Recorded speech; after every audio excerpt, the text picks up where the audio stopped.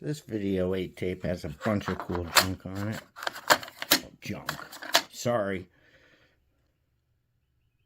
Besides the recently deceased Judy Tenuta Dr. Pepper ads, which you'll see soon, what you're going to see right now is a really great interview with Dwight Yoakam on SONYA Live from CNN, February 2nd, 1989.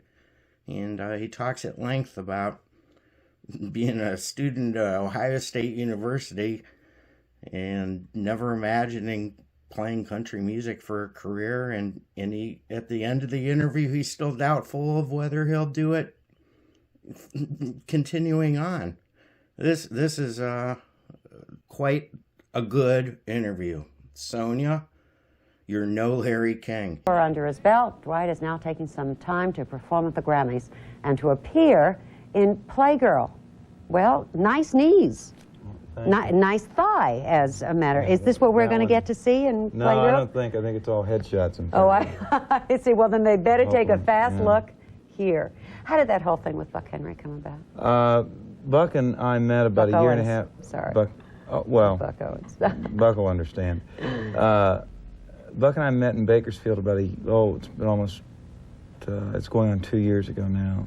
He had communicated with me through some other folks. His sons help him operate one of the radio stations he owns in Phoenix, and I'd met them, and they had given me messages from Buck, and I'd been an enormous fan of his, and I thought that he, being one of the two most influential California country artists in history, Merle Haggard being the other, was being overlooked by a generation of musicians and performers in country music. And he was quite comfortable, I mean, pursuing all the other aspects of his business life, the stations that I alluded to that he owns. He's very successful in broadcasting.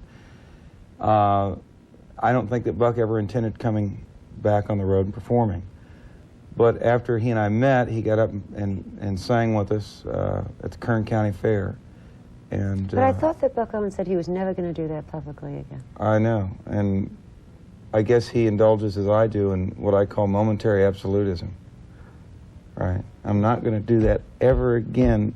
Except, well, maybe. Yeah, right. Maybe. And that was the beginning, and it just has started. Yeah, and that became it was the beginning of the thing that's most important to me, and that's the friendship. And I want to always maintain the friendship that I have with Buck, and I owe him a great thanks for his camaraderie and his support. Yeah, I keep trying to picture you as a young kid at Ohio State University taking, well, you weren't taking courses in Country Music 101, I don't expect. No. Did you think while you're going through the beginnings of that academic? Taking courses that avoided any of the math requirements. And I avoided that, and I took a lot of sociology and history and philosophy. Did you think you were going to be here doing this? Yeah, this was a distraction to anything I ever pursued academically. I think I would have probably excelled at academics had I not been distracted from the time I can remember.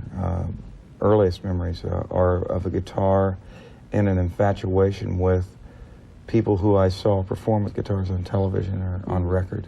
Yeah, but they call you a neo-traditionalist. I'm not sure what that means. What does it mean to you? Well, it's important for it to not mean that I'm a retro artist, and you know, we had discussed a little bit before.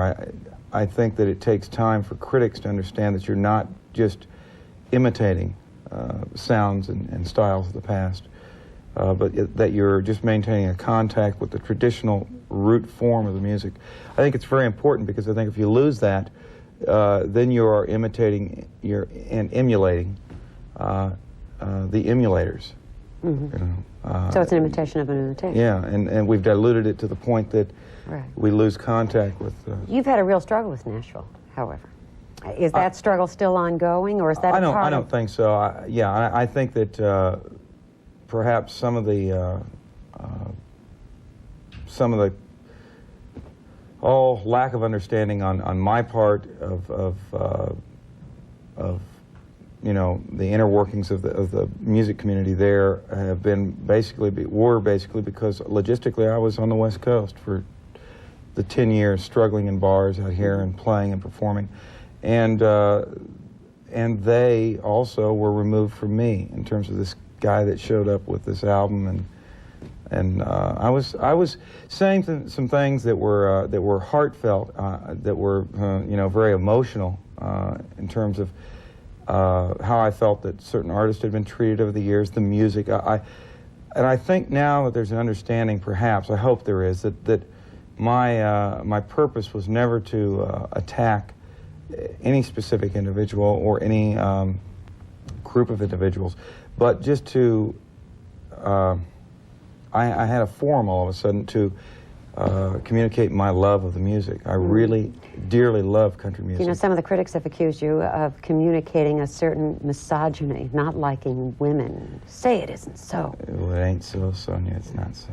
Not at all. I don't. I think those songs, the songs I write, could cut either way. They're gender less. If you know a female wanted to perform the song, all she'd have to do is switch the you know, the word from he to she, or she to he, I should say. Is this a lifelong career? I don't know. It's a lifelong dream. You know, I've thought about it all my life. I've wanted to do it all my life. I've done it now full tilt for about 3 years.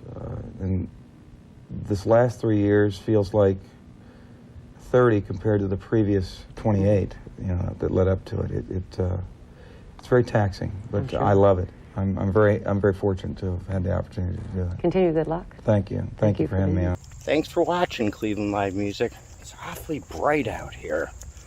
I'd click on another one of my videos. Quit looking into the sun. Your mother told you not to do that. Please hit the subscribe button. And if you want to support the channel more, there's GoFundMe and Patreon information in the video descriptions. Ooh, ooh!